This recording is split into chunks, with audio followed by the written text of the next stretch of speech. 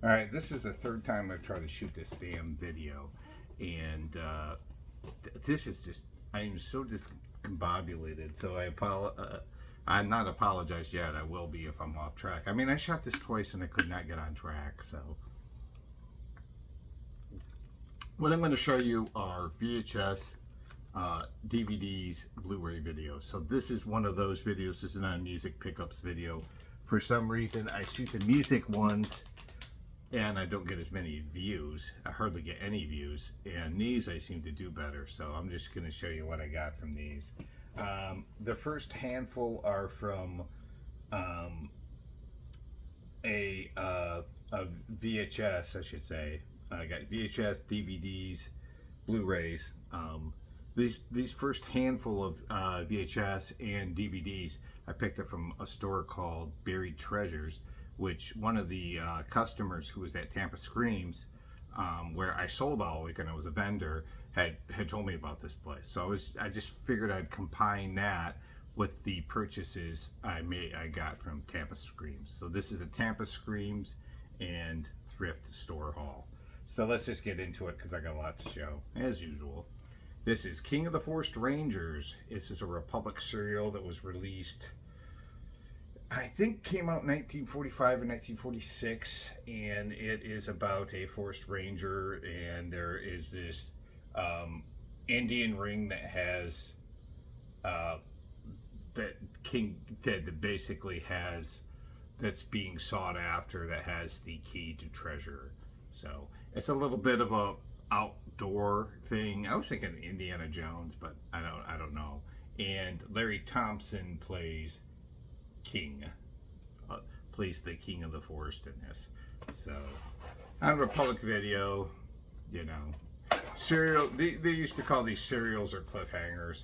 If you're familiar with these, you're old enough to understand how great these were. If you're not, go check these out. You might like it, you might not. These things are pretty cool. There's a ton of them. They did these even with Batman, Superman, Lone Ranger, Tarzan, Flash Gordon, right on down the line. So there you go, King of the Forest. This next one is one that was has gotten quite a celebration as far as this movie has over time. I think grown more and has more critical acclaim. At the time, I think it was probably disturbing when it came out, and comes from two of the famed uh, uh, directors who worked as a team. Two of them has worked as a team out of England, Michael Power and Emmerich Pressburger, and this is Black Narcissus. So this has the Deborah Kerr in it, Deborah Kerr in it, Deborah Kerr in it, and this one is about a young British nun is ordered to establish a convent in the remote Himalayan mountains, and Deborah Kerr is assigned to do this. And the real kind of interesting thing is the relationship, I think, between her and the mother superior in this, or her mother superior, who's really reluctant to help out. I'm not sure why, but together with a desperate group of nuns, Sister Clodagh, played by Deborah Kerr, will face strange and unfamiliar peoples and customs, and harsh and unforgiving climate, and a wrenching struggle with her own past. So this is kind of almost like survivalist stuff. I've seen it once. It was pretty cool, but it's been a long time. What I'm more familiar with by Michael Powell is The Red Shoes, which a lot of people know about that movie, and one of my personal favorites, Peeping Tom. I have it in my hand almost every time I'm in Tampa. A copy of Peeping Tom, which is like the British Psycho. It's fucking awesome. So yeah, so some British films here. I don't even know if that's a good British accent. It probably is not. A few, few from the 80s, and we'll go into the 90s, and then into the priced pickup on VHS, which isn't really a great pickup, but it is for me. This is Shoot to Kill. I love this movie. Staying on that survivalist kind of theme. This one has Sidney Poitier in it, and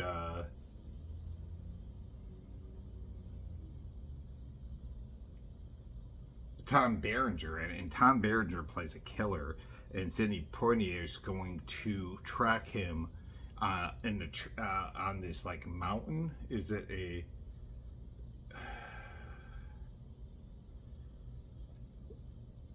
No, Tom Berenger is not the killer. Sorry, my bad. He Sidney Poitier is looking for a killer, and he uses this trail guide to help him find the killer, played by Tom Berenger. Sorry, my bad. Yeah, I forgot who the killer in this is. Kirstie Alley is in this too, but this has got lots of excellent action scenes, lots of good nature shots. If you were around in the late 80s, you remember Shoot to Kill. I thought this was a real cool movie on the old Touchstone, which I was in love with. So, Shoot to Kill. All right. And this one I remember as well, Shock to the System. A Shock to the System. This one was a steal, like, for 99 cents on the old HBO video label. This one, Michael Caine,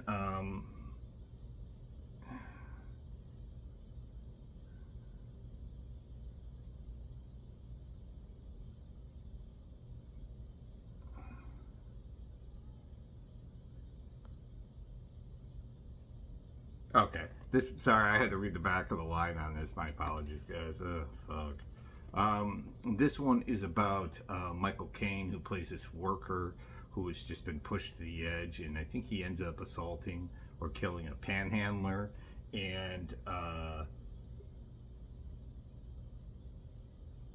think it starts a sort of chain of killing in which he finds out he likes to kill. So I don't know. I think this is one of those he's becoming a killer kind of deal, maybe. Michael Caine's Shock to the System. I remember when this came out, I quite enjoyed it.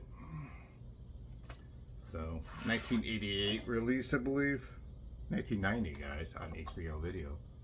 So Shock to the System. I remember that one barely. Now this one is like one of the funnest movies. Now I know a lot of people do not like this movie, including well, a lot of people didn't like it back in the day when it was released, including Siskel and Ebert. I don't give a shit what those people think, but this is a Ghost in the Darkness. I love this movie. Killer Lion movie.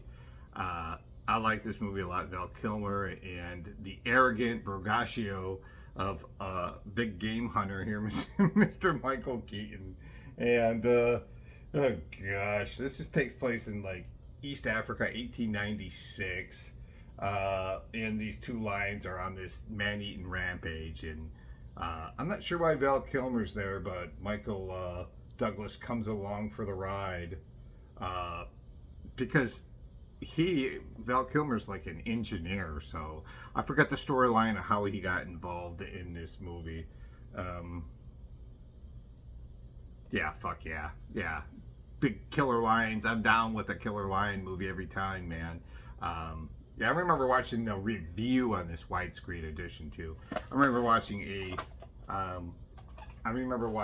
review on this and how dismissed this movie was when it came out. So that, like, back in the day, if Siskel or Ebert fucking put down a movie, I'd want to watch it, just because I think those guys are full of shit. I mean, I respect them, but I think they're full of shit. The Temp, that's right, temporary secretary, played by Laura Flynn Boyle, and "Don't get mad, get promoted" is the tagline to this. Faye Dunaway is in this too. One of those temporary, whatever, fill in the line of the descriptor. First, any occupation: fire worker from hell, babysitter from hell, student from hell, temporary secretary from hell, the hand that rocks the cradle, like anything, nanny from hell. Yeah, same sort of fucking thing, you know. Start off innocent enough. Oh, they're really good. Wait, she wants to destroy my life. You know, that kind of thing. I like these kind of movies. The Temp. Yeah, this is absolutely fantastic. I haven't seen this one in a long time. I think Timothy Hutton's in this too, I believe. So, yeah, The Temp. This one I remember from the 90s, and this was when a lot of movies. This came out in 1995, and at this point, there were a ton of movies that was coming off that bandwagon of Silence of the Lambs, doing serial killer movies. And if you're around and you were young enough to remember, then you would know this craze that came out of movies. Some good, some bad. In this one, I gotta be honest, I don't think I ever saw Copycat. This is Holly Hunter, good actress. Sigourney Weaver, good actress. Yeah, this one was pretty popular when it came out, but I never saw it. I don't know why. I just didn't. I mean, I like these kind of movies, but yeah, Holly Hunter plays a detective, and criminal psychologist Sigourney Weaver pieced together a jigsaw puzzle of crime as they close to fiend a knack. They're closing in on a fiend with a knack for stopping, for staying a step ahead and leaving a body behind. Dun, dun, dun, dun, dun. One of those cat and mouse. I'm gonna catch the serial killer. Wait, he's a step. How'd he trick me? I think kind of thing. I like the fact they had two female leads in this. I think that's interesting. 1990s. Nowadays, if they had two female leads in it, it's because Hollywood wants to make sure that, you know, they put their agenda in a movie instead of it being interesting. But this was back in the day where, like, this was kind of an interesting thing. So, you know, more power to them. So, Copycat. Yeah. So, I don't know anything about that. 10 Rillington Place. Now, this is the big major score I picked up. This is an absolutely fantastic movie that came out in. Tell me when this came out. I want to say. I know it was the 60s. No, it was the 70s. Directed by Richard Fleischer, starring the great Richard Attenborough as a killer. This is a fantastic movie. It's like a serial killer kind of film. And that Richard Attenborough actually plays a fucking killer.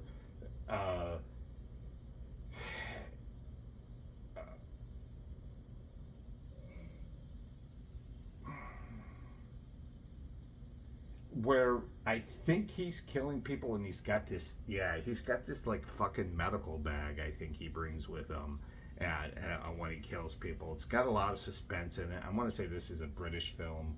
This is absolutely fantastic. One of the earlier 10 Rillington Place, one of the earlier serial killer movies. You know, I mean, this was about 10 years or however after Psycho, but this is really interesting. There's a lot of suspense in this. If you've not seen 10 Rillington Place, man, this is fucking fantastic. So to get this for $1 is great. I'm really gonna go through these because these are kind of like, to me, like knockaway DVDs. So I'm not gonna take a long time on them. They're $1 a piece. Cradle to the Grave 2, Jet Li, and is this DMZ? DMX. DMX. So, the great DMX and Jet Li. I like the first Cradle of the Grave. I remember really fucking digging it. So, this one is like martial arts mixed with hip hop, kind of action thriller thing, majiggy. I like the first one a lot. So, the second one, Cradle to the Grave 2, I'll definitely check this out. I don't know if I've seen it. I'm not even, you know, I got nothing besides that. Van Damme, The Derailed. One of many of his fucking shot on video movies. This one,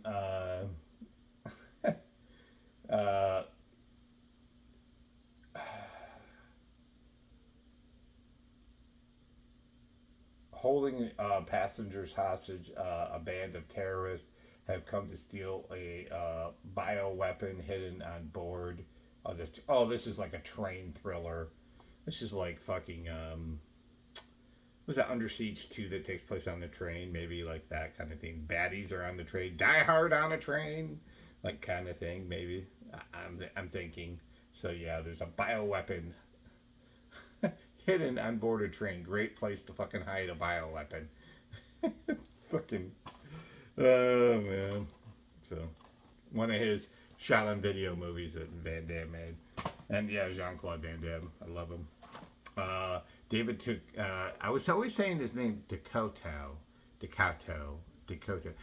Dave Dakota, but I always call him Dakaktu. But what difference does it make? This kid kept fucking like arguing with me about his last name. It's David Dakota. I'm like, okay, even if it is, who cares if I say it wrong? What difference does it make? That's what that's what I was trying to say to this kid, and he was like, we're getting all mad about it though.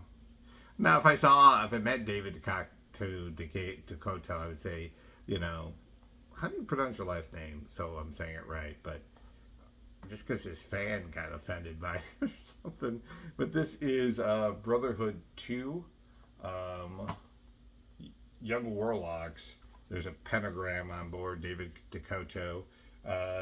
Yeah, king of the fucking.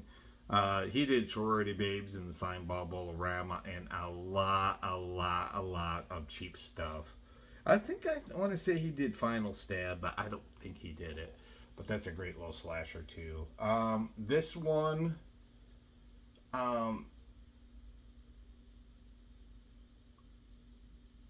there's these students. They have supernatural powers, and they're at this school or academy or something like that, and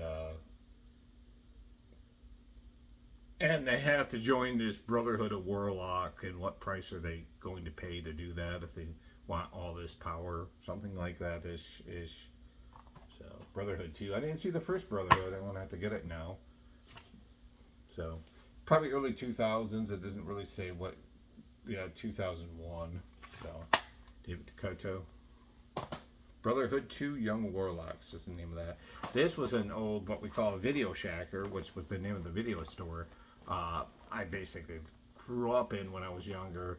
Well, I didn't grow up. I rented a lot of movies in there, but we called movies that were on the shelves that were really distinguished from everything else that was on the shelves. We called them video shackers, and because the store was called the Video Shack.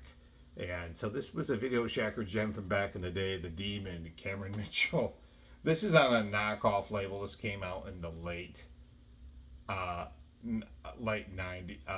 70, 79. I think this is like a slasher, supernatural slasher. I think. I kind of seen the Demon in forever, so I don't fucking remember. I really don't remember with Cameron Mitchell. Yeah. Sinister, that's a good little movie. This is tasty. Tasty film. Directed by Scott Erickson. This is the one where the writer finds these, I think, home films. And he's writing this horror crime. He's a true crime writer, and he finds these films, and something happens where he's being haunted by some supernatural presence or something like that. I can't really remember the plot. Oh yeah, he moves into a home where the last crime took place. Smart idea, and all these supernatural occurrences happen. But this has got a real fucking like evil vibe to it, as much as most any newer horror movie does. Because I hear a lot of these people, oh, it's the scariest movie since whatever. I get tired of hearing that shit. It's the scariest movie since The Exorcist. Yeah, whatever. But to each your own. But this really is one of the movies that the newer horror movies, even though it's not like brand spanking new, it came out in the 2000s at one point. But this one has actually got kind of an evil, eerie, spooky vibe to it. I really dig it. I really dig this movie, Sinister. So, not Keanu Reeves. That's what I said. Ethan Hawke is the lead in this. So, Ethan Hawke, Sinister. It's a good one. Don't sleep on it. I thought they made a sequel to Sinister, but I don't remember. Stephanie Powers, that's right, and Margot Kidder in Someone Is Watching. This one is off the DigiView label, and this one is Stephanie Powers plays a single mom. She has a son. She's trying to recover from being attacked from being attacked in an in-home robbery, and has got a lot of trauma she's trying to put away. And so she moves to a new town. She makes a new friend played by Margot Kidder. Her son has a new friend as well. She soon learns that her new neighborhood is the kind of neighborhood that no one ever leaves alive. I just love like people that write these little things on DVDs, these little stories.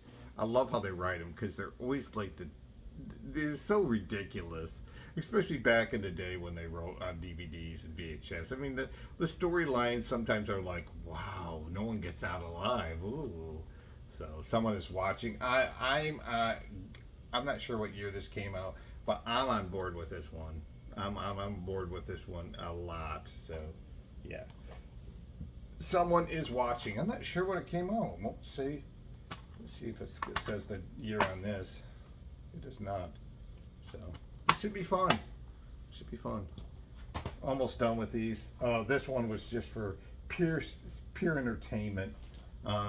Return to Blue Lagoon with Mila Jovovich in it. Jesus. This came out in the 2000s, 2005 or. God, I can't remember. I need to get glasses, y'all, because I can't read this motherfucking shit. I'd say early 2000s, 2002, for this movie, I believe. Which is, you know, if you're familiar with the Brooke Shields one, then they made one in the late 80s called something. I thought the late 80s was called Return to the Blue Lagoon. Well, whatever, they made another one, and this is Mila Jovovich. I thought is this the third or second one they made?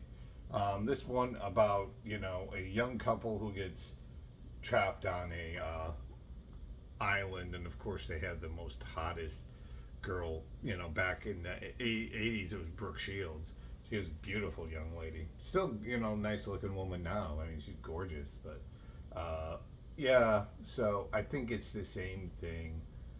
They're abandoned on a desert island. As days turn into years, the boy can experience a blissful awakening of tender young love. So, music by Basil Polidoris, the guy who did the score to fucking Conan the Librarian. Conan the Librarian, yeah. That's a UHF reference.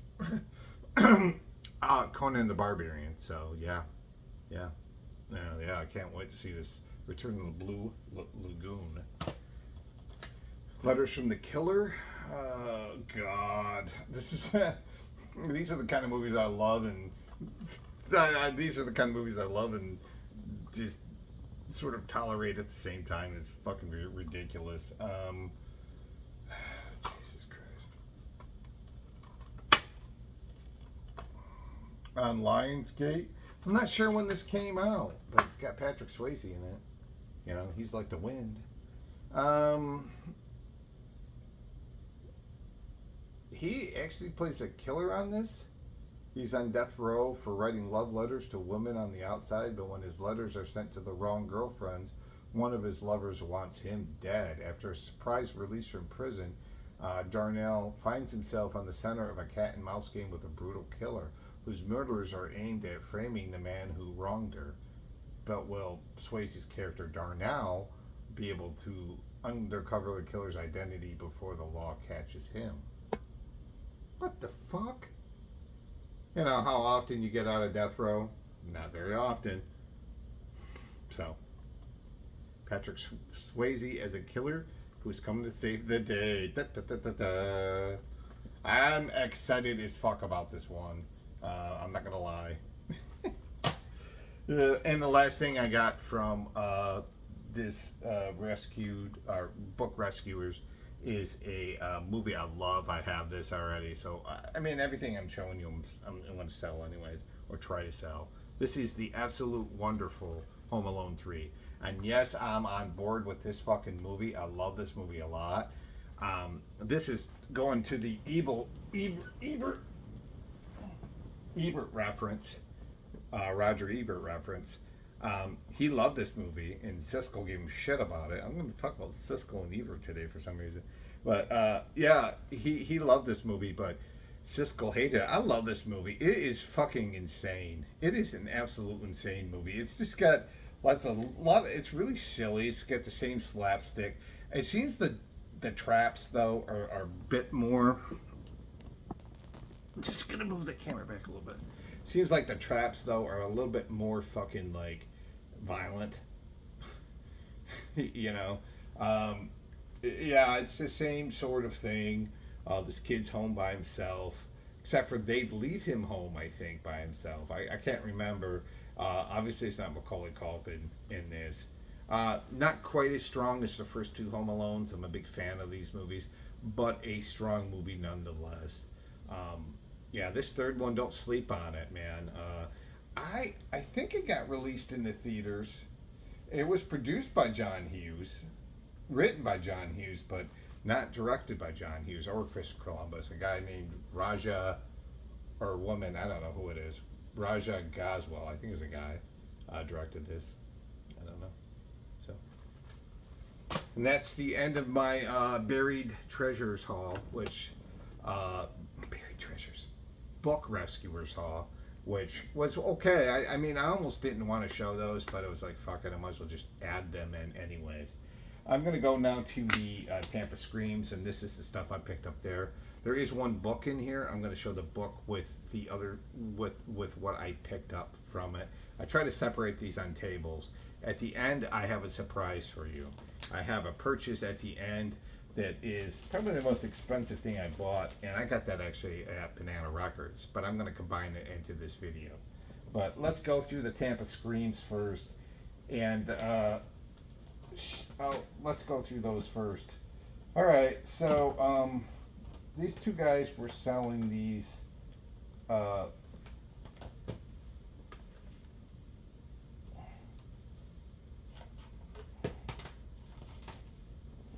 It doesn't really matter. These two guys were selling like a bunch of toys, action figures, and they were really cool. And they had two small boxes of DVDs. I bought these two Blu-rays off them for $10 a piece.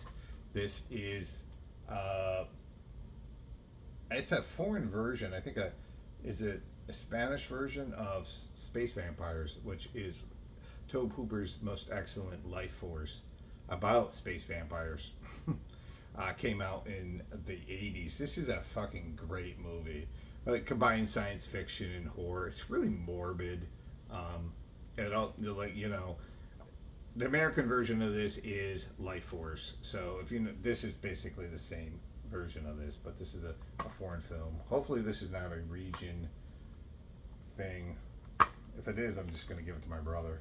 It's got really cool like cover art in here too. Like I like the art in this. Yeah, it's got the Life Force thing on it. So I just didn't want to take it out all the way. Yeah, this was $10. I was gonna try to put these in order of price, but I'm just gonna put them in order of where they're at, where I have them at. So $10 for Life Force on Blu-ray. It's cool. And this I do not have, and this is supposedly the final cut to Robin Hardy's pagan horror masterpiece, The Wicker Man. So it's time to pick this up and get this on DVD. 1974 release. Yeah, of course this is a fucking weird movie, and Donald Pleasance is in it, and it's about a small town that they have this. They're a pagan. I won't call them a cult, but whatever. They're pagans, and well, I guess they're a cult in this of sorts, and they need to sacrifice somebody, and I'll just leave it at that. And the great Edward Woodward's in this, not Donald Pleasance. Edward Woodward is in this, and Christopher Lee is in this, and Christopher Lee said this was his favorite movie that he made, or best movie he made, one of the two. He said that about The Wicker Man. I mean, this is a common movie, but to finally get my own copy of this on Blu-ray, it's a big deal. Now, I've seen a lot of channels show videos that show pickups, and a lot of people got way more sophisticated shit than I do, but this is what I have, and I'm gonna, like I said, I just show what I buy. I mean, for the longest time, I didn't even have a collection at all. I bought most of the movies I bought in the past. I bought for my brother, Brian, and he just had them out in the living room, so that we kind of co-owned them, but they were his. I didn't start buying my own movies till about 2015, and I got a small collection now,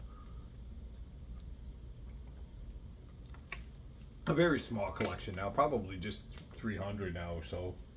I just got rid of a whole bunch of them. So yeah, so that's why I'll show you when I show you stuff. It's stuff that a lot of people have, but it's stuff that yeah, I got. I'm going to show you guys next. I think I'm going to show you next.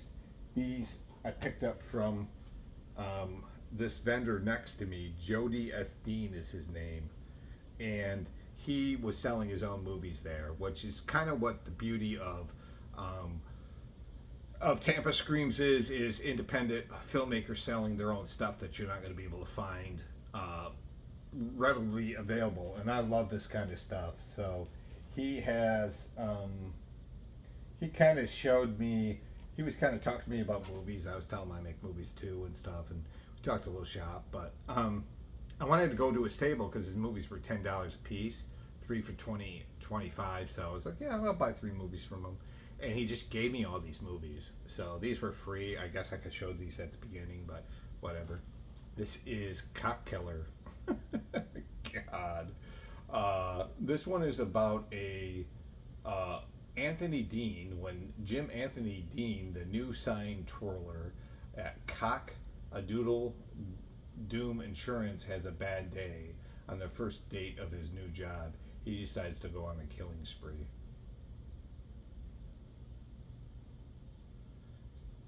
Sign twirler. You could see that though, because those people are kind of really, I think, not to go on a social commentary thing, but these people are kind of dismissed, you know, treated like they're a joke, you know, cock killers. So, cock killer, yeah. So this is that, like I said, Jody Dean. This is his movies, his way, his style, all this shit. Da, da, da, da, da, da, da. This is The Clownjuring.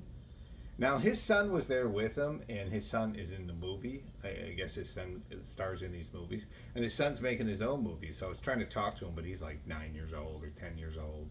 So he's a little shy, you know. But this one is The Clownjuring. And this one is, it started as a game, but it ended in blood. When a young couple dares to play The Clownjuring,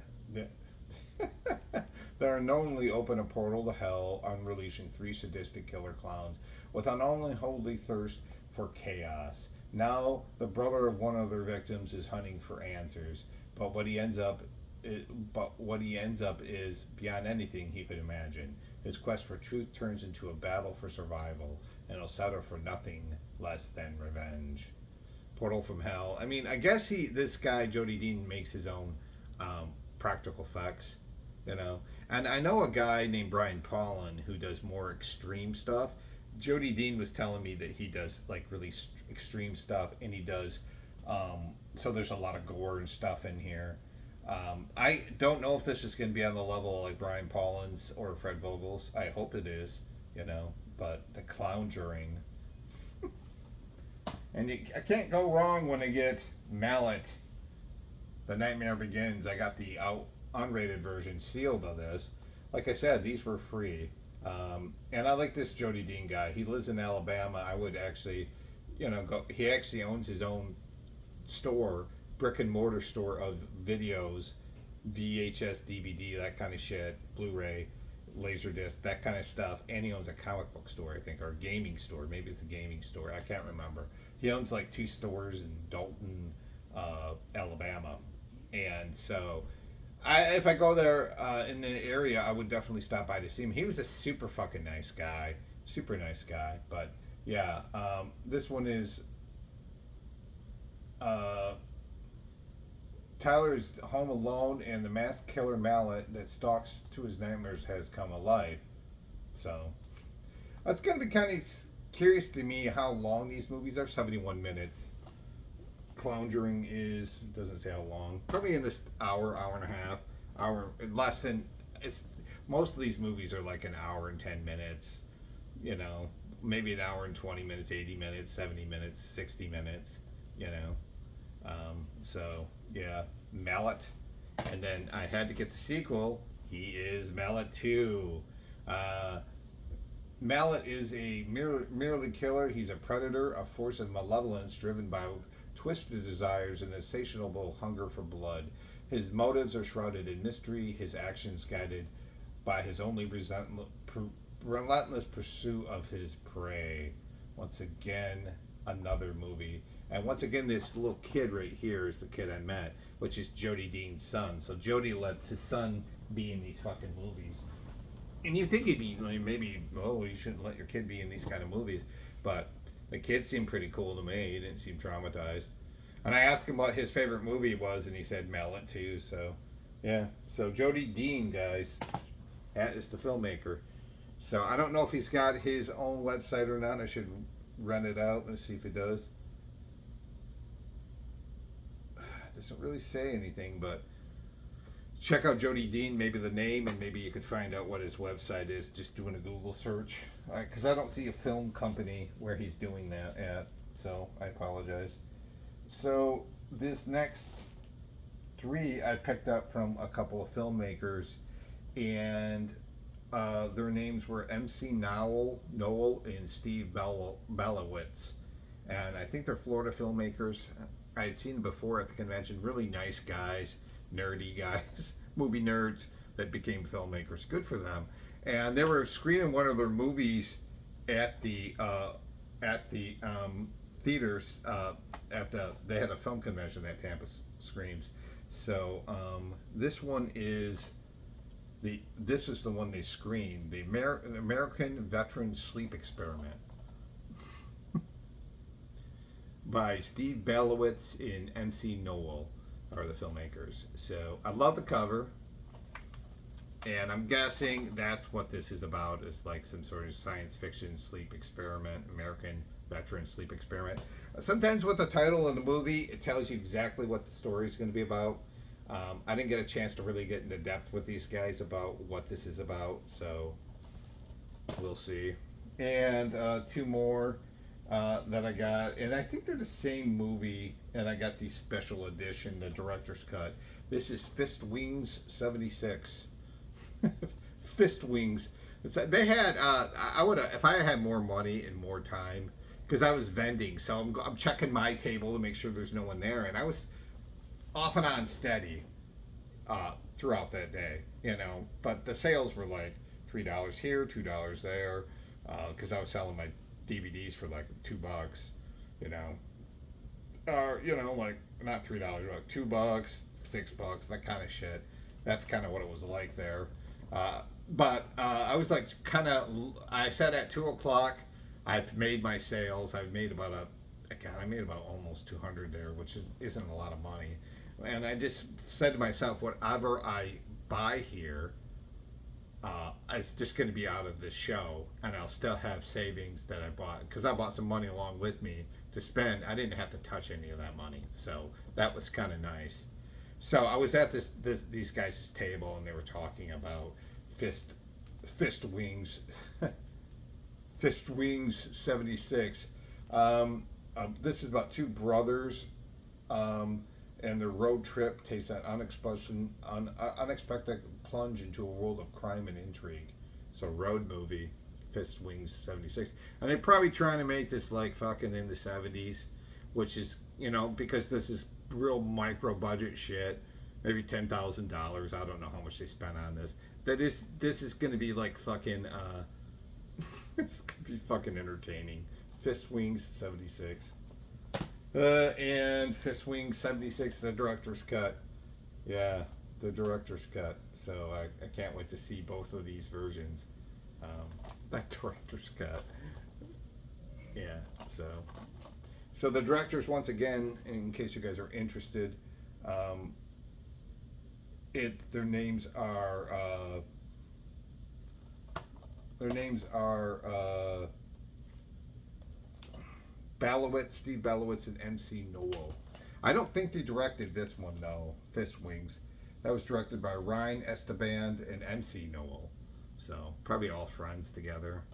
And same movie, Fist Wings, 76, 76, the director's cut. These were about $5 a piece. They gave me a deal on these, so it was about $15 out the door for those. And these next four, I got these for $5 a piece. So I mean, once again, these were ultra cheap when it came to it. And the first one I got was because I liked the first film of this, and I don't remember the second one all that well. They had mostly a lot of like low budget movies that they had directed or produced, because the two guys that were selling at this table were producers. So they had some of their movies, which I bought like a few, but in the past I didn't buy any this time around. But they had like a $5 bin, and I just went nuts. Well, sort of. Well, not very nuts. 4 movies from them, but this is Laid to Rest, Chrome Skull. So in the cheaper budget bin, they had like just movies they didn't have anything to do with, and their movies were front and center. This one is the follow up, and I think I remember liking this one a lot. Chrome Skull. I like the first Laid to Rest. These are brutal ass slasher movies. I is this the one that takes place in the store? I can't remember. I think Brian Austin Green from fucking I think is in this, and wasn't he in Beverly Hills 90210 or whatever that show was? 90210. I think it was. I think he's in this, and Chrome Skull reemerges and with a massacre of his own that is nothing short of jaw-dropping insanity. So Danielle Harris is in this too, and yeah, and she's in this too. This came out in 2011. I like the first Laid to Rest movie. So I think I have it. Maybe the first one was the one where it was like part of the thing was in a store. I don't know if it was that one or this one. I can't remember. I haven't seen these in a while. So yeah, you can see the $5 on it. But yeah, Chrome Skull, Laid to Rest 2. Sorry, I should take that $5 off it, but I'm keeping it on. And then these three are from the same movie era, so I don't really. Yeah, I'm not getting a lot of time to talk about these movies, but whatever. Whatever. This is the series known as Lake Fear. So this is Lake Fear. So I think this is one that a young couple go on vacation, decide to swim in a pond. They find in their freshly cut path while swimming. The couple, the boyfriend Jason, is bitten by some organism, and he tries to remove the creature. Part of it rips off and crawls inside his leg. Sam, the girlfriend, and her sister have yet to return. As time moves on and an injury, Jason's leg worsens into a rapidly spreading infection, and he starts to hallucinate. You know, I think I've seen this, and I think I kind of liked Lake Fear, even though it wasn't a wonderful movie in my opinion. But yeah, that's kind of what the story time on this is. Short movie too, 82 minutes. It's 2015 release for Lake Fear. So I got Lake Fear 1, and then I got Lake Fear 1 and 2. So I didn't need to get this Lake Fear, because I have Lake Fear on this one too, but I'm a completist. What can I say? I didn't care. So, or I wasn't paying attention. As you'll see here in a minute, how much I'm not paying attention actually affects my purchases. But yeah, this one is Lake Fear 1 and 2. The second one is a group of thrill-seeking spring breakers. They lead to black waters of the Florida Everglades, a place where 10,000 flesh-eating alligators. Beyond the scope of the traditional predators is another phenomenon, one with 2 legs and insatiable thirst for killing. So I think in this sense, Lake Fear 2 is more of a slasher. And the first one, I think it was more of like a mystery, sort of contagion, like waiting game kind of thing. And then this one, 2 is a slasher, I think. So Lake Fear 2, yep. I saw Lake Fear, and I liked it. I remember liking it. And then this is Lake Fear 3. That's right. It's the third Lake Fear. So in this one, a demonic evil is unleashed following a man named Remington who recently escaped its deadly clutches.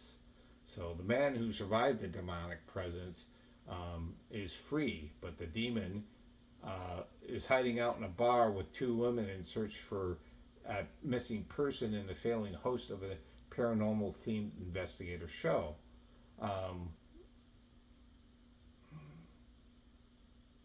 So those 2 girls are looking for the missing person, I think. The demon comes for them at this bar, I think. It's like one of those survival in one place kind of thing. So Lake Fear 3. I'm assuming that's what it is. I like this first one a lot. Well, yeah, I just like it, I should say. So having all these together is fucking excellent. I just love franchises. And I didn't know they could make so many of these goddamn movies.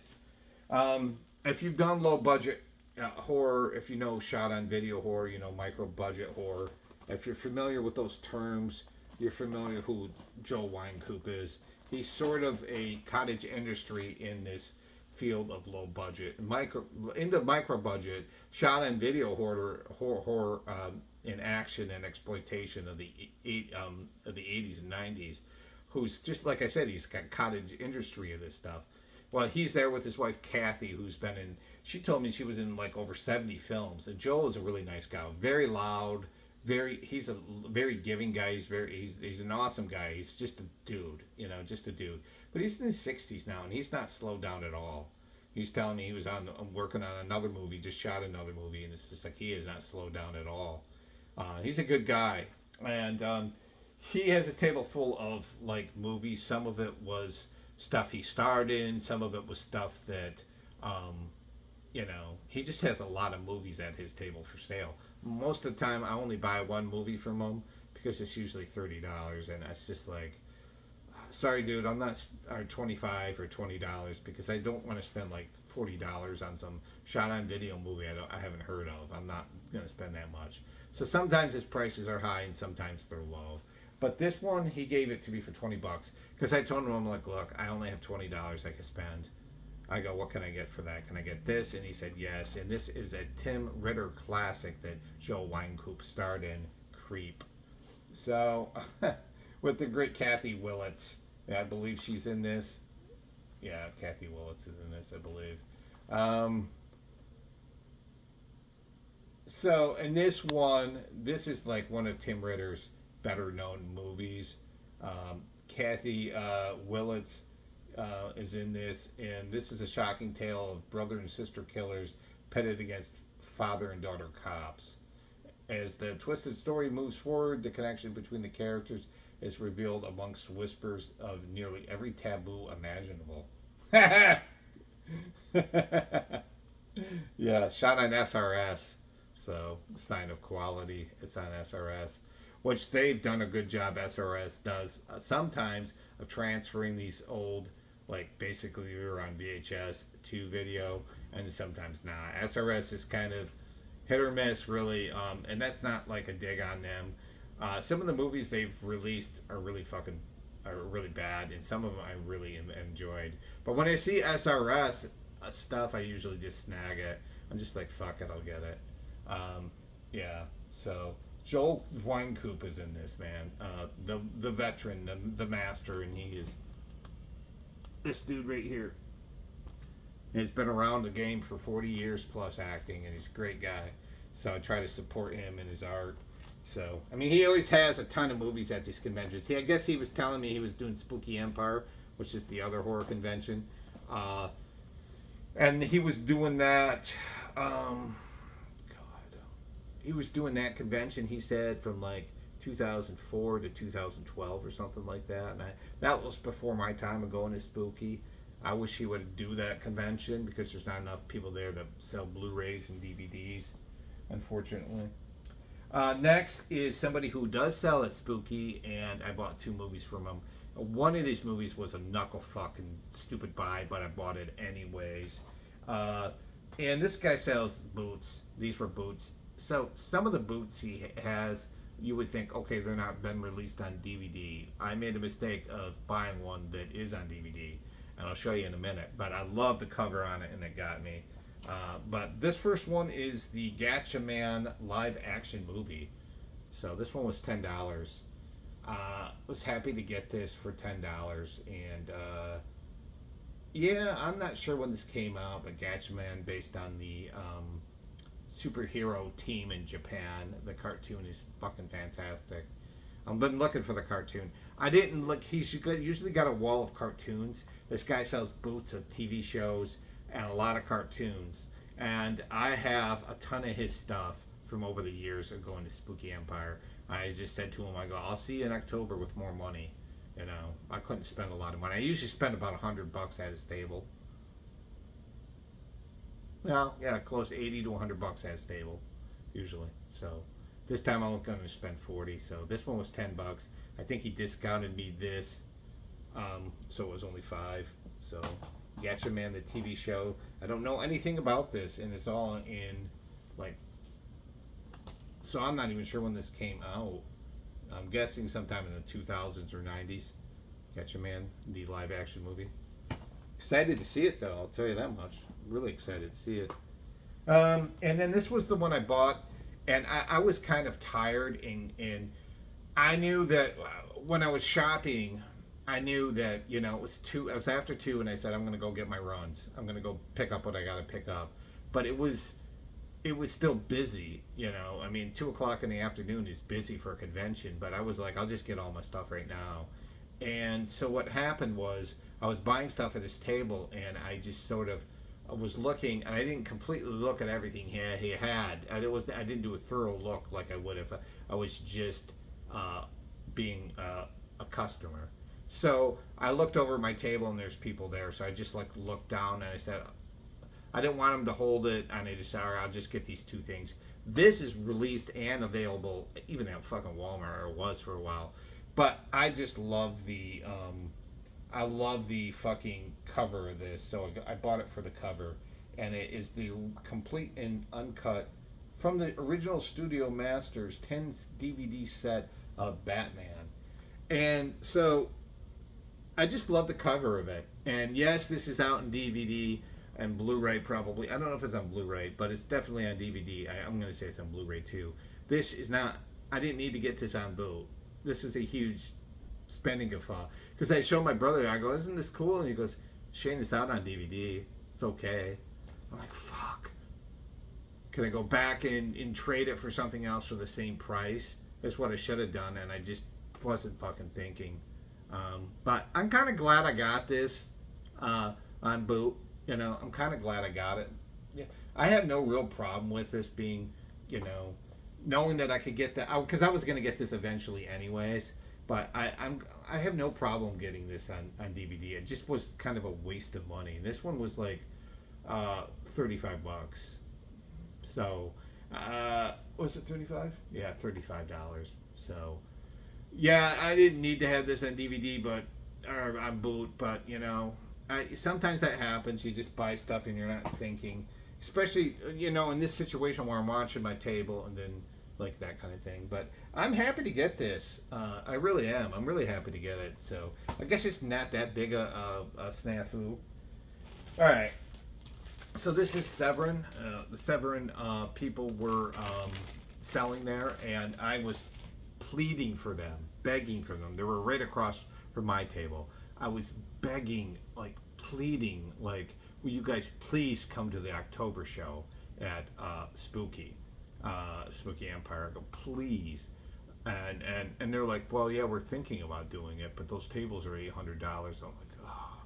Because I'd spend more money. I said I would spend more money at your table if you come to the one in Orlando, because I'm coming as a customer, and I usually bring $400 or $500 to spend. And I go, I know that's not good enough reason for you to, oh, Shane's gonna spend $100 when the tables are $800. So I just begged and pleaded a little bit, and they said they were considering going to the October show in Spooky. So I said okay, and so at their table they had I got three things from Severin. Um, so the first thing I'm going to show you is not a DVD or Blu-ray. It is a book, and I just because I bought it from Severin, I figured I'd show them all together. This is Combat Shock. The book written by Buddy. I'm not going to say his name right. Giovinazzo, who directed the movie. So they had about 8 books there, paperback books there, that were based on movies. So this is the novel or movie tie-in book, which is incredible once you consider how low budget Combat Shock was, that there is such a thing, but there is in this. And yeah, this is the novelization to Combat Shock. One of the most depressing. It's just, the print on this. This is one of those. Let me see, 120 pages. So this will take me like a day to read. So it's a quick, short read. Yeah, this is fucking fantastic. So yeah. So I was kind of on this. The Severin stuff they had was a lot of the stuff they had was stuff that I fucking have on DVD, and I don't feel like I want to make the sort of like transition to Blu-ray. I don't really care about that as of yet with my collection. I've just been really buying Blu-rays the last few years. Other than that, I hadn't been buying them at all. But these were the two I picked up that were on Blu-ray. This is Caligula and Messalina by Bruno Mattei. So there's a few people that were making, this was 1981. There's a few people that were making Caligula typed movies based on the popularity of the Dino De Laurentiis production that came out in 79, I think, 78, 79. So this was Bruno Mattei, great Italian filmmaker's version of this. The guy, he did a Woman's Prison Massacre, which I love, and The Other Hell, and a whole bunch of other movies. So this is his version of that. Yeah. This is going to be really sleazy. The bonus disc, there's a bunch of special features on this, and I wasn't really paying attention, but the bonus disc has the soundtrack on this. So this is an absolute coup. This was $20, so this was a good value for it. Severin sells their stuff like most companies. Intervision did it last year. They sell their stuff cheaper at conventions. So you're not gonna. This would be more like 30, probably 35 on their site, you know. And so yeah, I mean, I saw a Caligula movie over there, and I was thinking I was hoping it was Caligula, and it wasn't. There were 2 Caligula movies. One was this one, and there was another one which I'll show you in just a second because they're both kind of related. So I just bought those. But a lot of what they have, like they have Butcher Baker, Nightmare Maker, Great White, which I have. They have a lot of what they had there, anyways, was a lot of stuff I already have on DVD, and I'm just like, I'm not gonna make. I just don't want to right now make that transition, you know. So, yeah, Caligula and Messalina. So, 1981. And then, so the other Caligula they had there that I did buy by my boy Joe D'Amato is The Untold Story on Severin. So this is Caligula, The Untold Story, 1982 came out. This is going to be sleazy as all fuck. I mean, this is going to be like fucking ridiculous. And the bonus soundtrack is on this as well, along with the interview with the lead actor David Brannon in this, interview with the screenwriter in this, Luigi Montefiore. Another interview with Mark Shannon, the actor, deleted scenes, the video trailer from the UK, and then the soundtrack on this one. So pretty good value. Like I said, for $20, can you really go wrong with this? I don't think you can. I mean, I feel like I scored big on these. So yeah, Caligula, The Untold Story, Joe D'Amato. I if I would have made more money, I would have showed you more videos that they had, because there was definitely more I wanted to get. So I got one more video, one more thing to show you. Now this was more like a not guilty pleasure, but more of a impulse buy, more of a sort of like, you know what, fuck it, I'm gonna buy this because I've been looking for this movie forever. Now I got this at Banana Records in St. Pete, probably 3 or 4 weeks ago. I don't know, no, a few weeks ago. It's before the record show, because I went there looking for DVDs and movies and stuff like, or albums and CDs, because I had a record show coming up, which I sell records too and stuff. And so I was looking for those, but they have a small movie section, and I usually like to go through there because I like to look at their Criterion. And this was sitting in their horror section. Now this thing is out of print. I know I'm pretty sure it's on Blu-ray. I don't know what's on Blu-ray and all that shit most of the time. I don't know, so somebody can tell me. But this is an absolute grindhouse classic of a movie. And to find this on DVD after years of wanting to get this, and my brother has the same copy, which he picked up for 30 some bucks in Chicago in 2007 or 6 or whatever it was. I picked this up 2026, 20 years later, and for the same price, a sealed version of Cannibal Holocaust. So yeah, $30 is a lot for a fucking movie. Yes, it is. But I, you know, I have to have this on DVD. I needed to get this for my own collection. My brother was telling me that he has this one as well. This is the 2-disc special edition collection of this. Released by, was it Sage Stallone, Sylvester's son, and I forget the other kid's name, and I feel bad for it.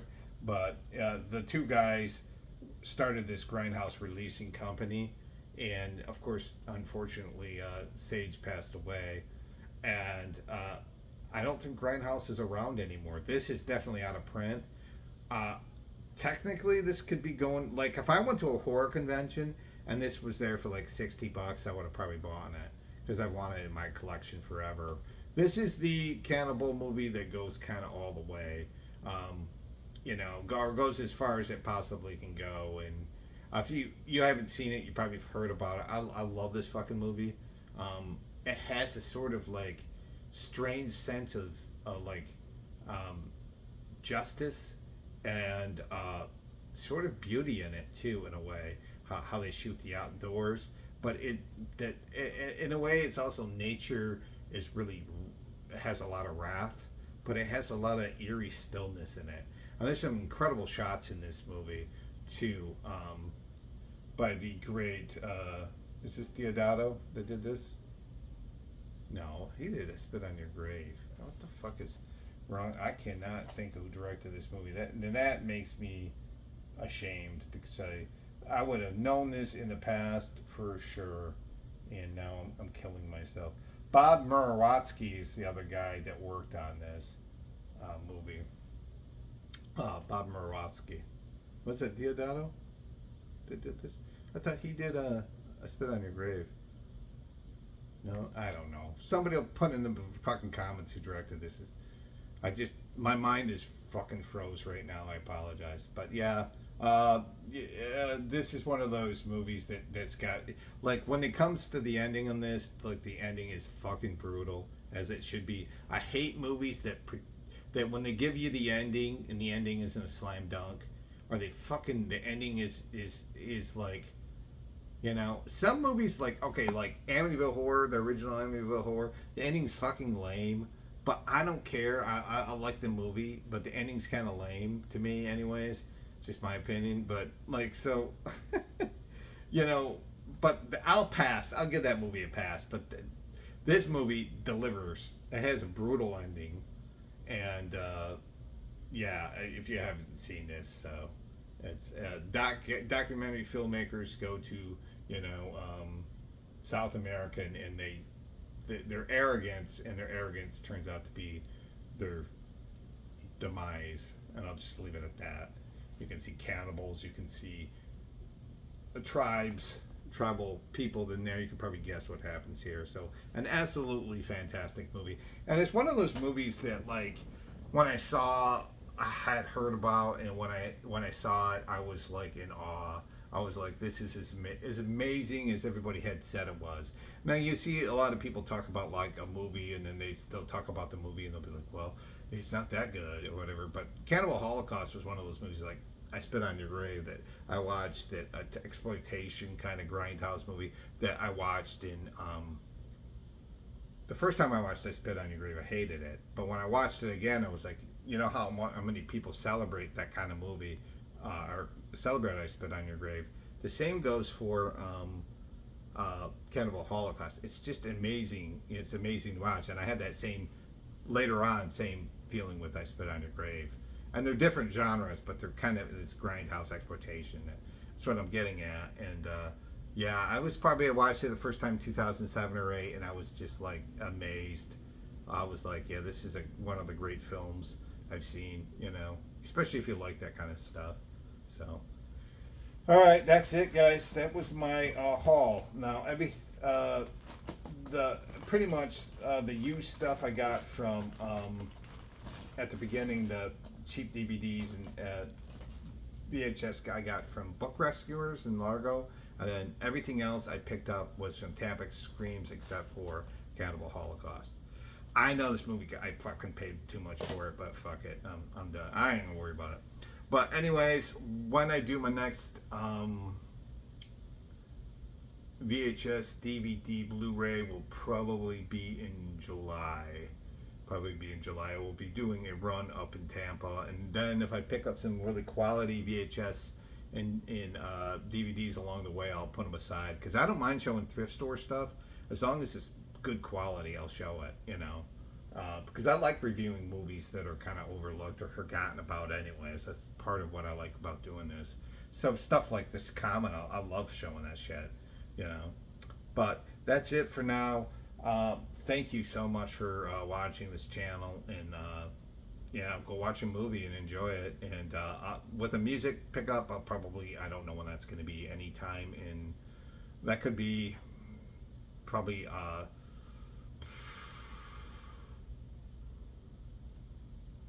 yeah, that might be 3 weeks away, 2-3 weeks away. I probably won't make a video for a while after this, to be honest.